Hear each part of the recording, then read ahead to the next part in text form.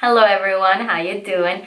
Welcome or welcome back to my channel. My name is Mariana, but you can call me Mari, and today we will be talking about the books I read in March and April. Okay, so first of all, I completely messed up the months of the year for some reason. My brain just fully didn't comprehend that March was somewhere there. So I fully thought I was gonna do a wrap up of April and May for some reason, and then realized that that's not how it works. And I can't just skip an entire month. Also because I read some really good books that month in March, so I have to talk about them. And also, this is my second time recording because I fully had lipstick on my teeth the entire video I just recorded, and I am not putting you through that because it's something that I cannot stand to see. So it just it stressed me out a lot, so I had to re-record, and here we are. So yeah, going back to the last wrap-up video I made, the last book I read in February was Icebreaker by Hannah Grace, and I moved on a bit from that type of romance, and I read Giovanni's Room by James Baldwin, and this novel is just spectacular. I think I would say it's my favorite modern classic. Give me a few more years to make up my mind, but this is just so good. We follow an American man in the 1950s who is in Paris, and he meets an Italian man while he's waiting for his fiance who's like traveling in Spain somewhere, and they become friends, but then that friendship becomes something else, and then we see him struggle to figure out what he wants in life, whether he wants to embrace his attraction to men, or if he's going to go back to his comfortable, easy life with his wife or his fiance. And this novel is very well written. The way it is told, it seems like almost like an invisible narrator, but also super poetic and beautiful writing, intricate storytelling, very well thought out. And the characters seem so real. Like, I just felt like these were two people that actually lived in the 1950s.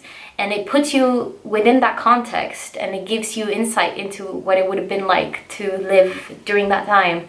So I just thought it was incredible, and I highly recommend it if you're looking for a short classic or a short novel. Well, this is considered a modern classic, and I think rightly so, because it's definitely something that I feel like everyone should read, or if they're interested in this novel, then you should definitely pick it up. It's really short again, it's like 150 pages, but it really packs a punch.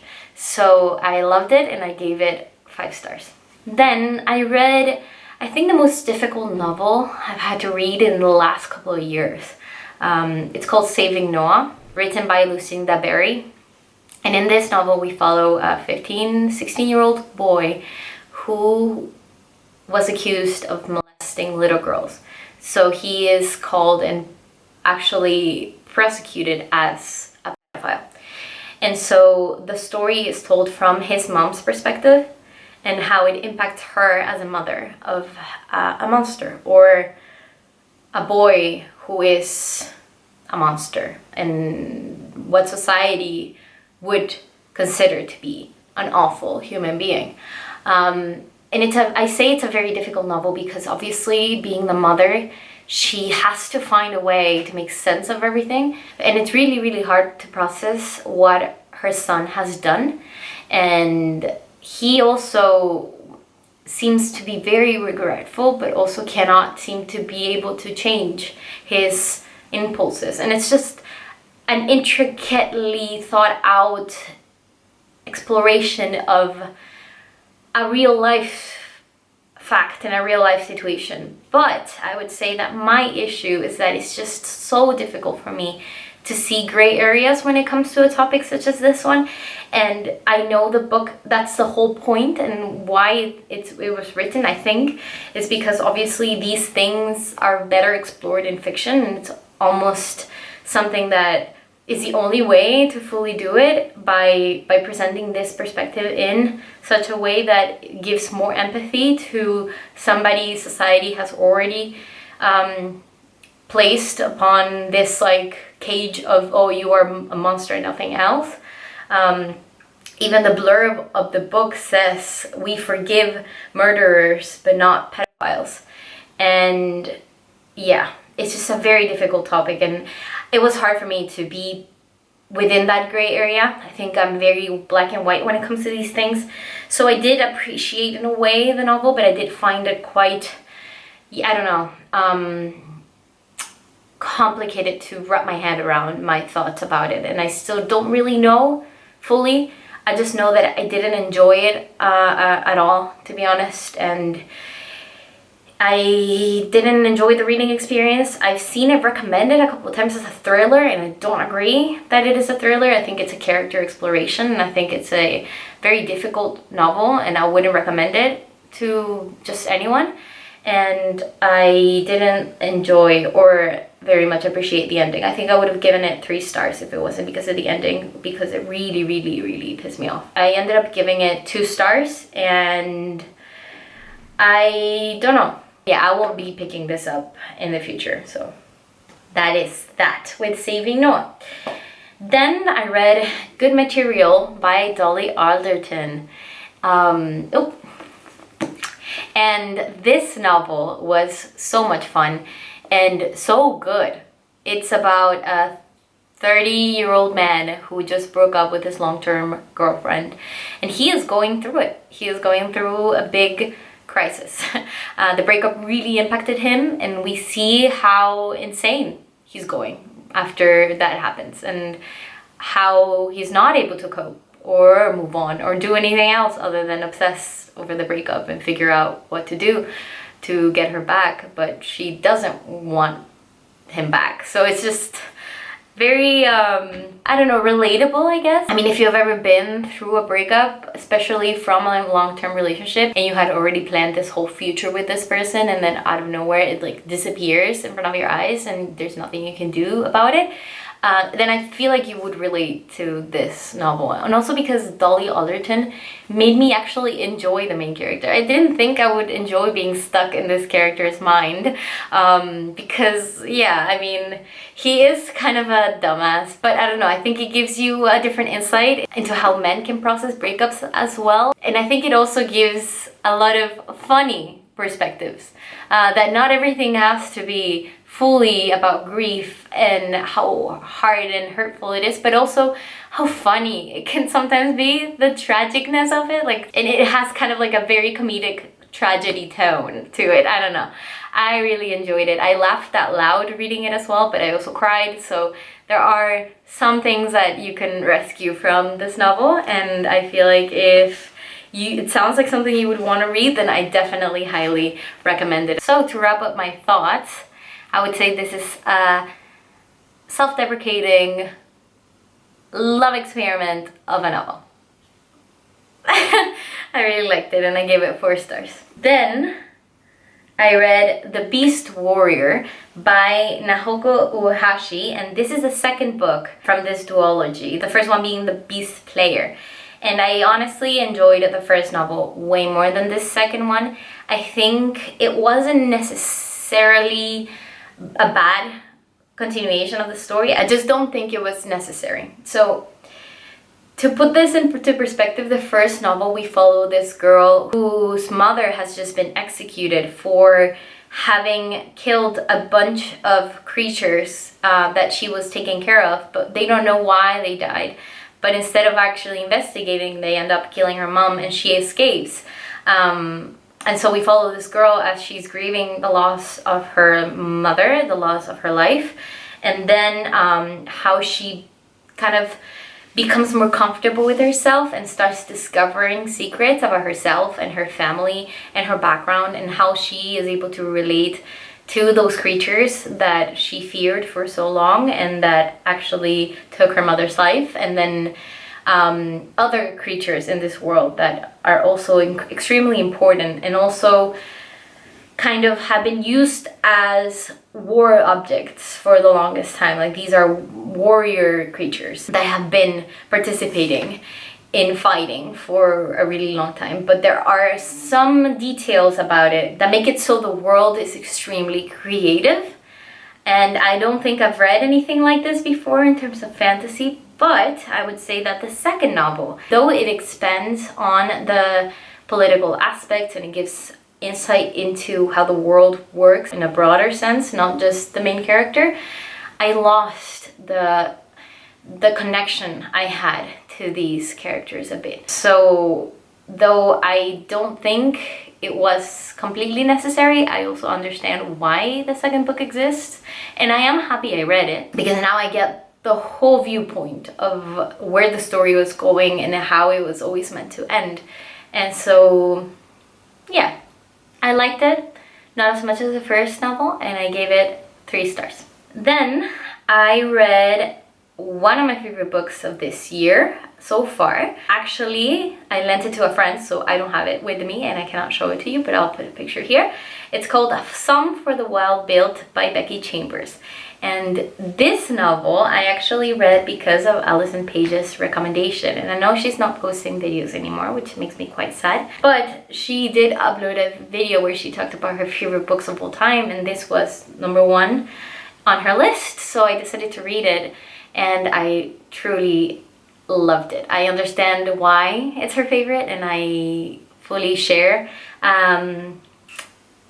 Yeah, and I fully share the love for this book because it is absolutely beautiful. And we follow a monk who just makes tea, a tea monk, in a futuristic world where robots had been part of the human force. They had been part of every aspect of human life, but one day they decide to give up and then just run into the wilderness and disappear forever. So humans haven't interacted with these robots for hundreds of years, and this monk decides to go in like a different road and ends up finding a robot, and they start talking to each other after all this time. And then the robot asks questions about humanity and what it is to be human and what it means to fulfill a certain aspect of your life. And there is one quote that I think represents this novel very well, and I just think it's one of those really cozy experiences that makes you love living. It makes you appreciate the fact that you're alive so much more. So the quote says, "You keep asking why your work is not enough, and I don't know how to answer that, because it is enough to exist in the world and marvel at it. You don't need to justify that or earn it. You're allowed to just live." It's just full of these little sprinkles of life, and I loved it. So I gave it 5 stars. And again, I truly understand why Alison loves it, and I thank her for introducing me to this wonderful novel. Yay! Then I read You Again by Kate Goldbeck, and I really enjoyed this novel as well. So I've been reading pretty good books this year. I cannot complain. And this was kind of like a rom-com romance novel that follows Ari, who's like this free woman. She doesn't want anything serious. She's just focused around her own life and is perfectly fine with just having casual sex, casual relationships. And then she meets Josh, who is this very strict, uptight man. So it's like the sunshine versus grumpy versus sunshine type of dynamic. But the way that these two meet is what makes this so much fun because they actually run into each other and realize that they are dating or having some sort of relationship with the same woman. We follow them as they bump into each other a couple years later, and every single interaction that they have is awful. So yeah, at the beginning they don't really like each other, but then they struck a very unlikely friendship, and then things go from there, and I just really liked it. So I think that it's a very fun book to read, a fun romance, and perfect for springtime, maybe summertime, and definitely fall. And I give it 4 stars. And then lastly, I finished off the month of April by reading the Red Rising trilogy. The entire trilogy. I read it in a week and a half, and I loved it. I actually buddy read it with one of my friends, and we both just kept texting each other about the things that were happening in the novels. And it was such a fun experience. I loved it. I loved the first book, and then it just got better and better, and then the third one was my favorite out of the three, and I ended up giving it 5 stars, and then the other two 4 stars. But Red Rising is kind of a reimagining of human world, but thousands of years from now. So it's a sci-fi kind of fantasy novel, and we follow kind of like a subhuman species, like a race that has been developed only for certain labor.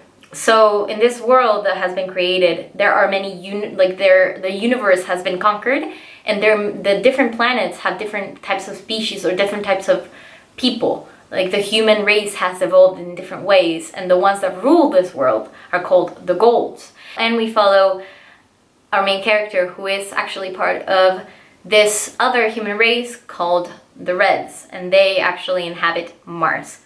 And I don't want to really go too much in depth because I feel like every part of it could be a potential spoiler, and also because it's just so much fun to discover the world on your own. So I don't really want to go too much into the plot. Just know that something very dramatic happens at the very beginning that kind of propels the story forward, and our character has to find a way to live afterwards and find purpose in this new life that has been given to him. So yeah, it's kind of like the Hunger Games, I would say, in the first novel, and then it just develops into so much more, and the world expands to a greater extent that I would never think was possible in this case. And then I was blown away by the writing and by the scope of this world.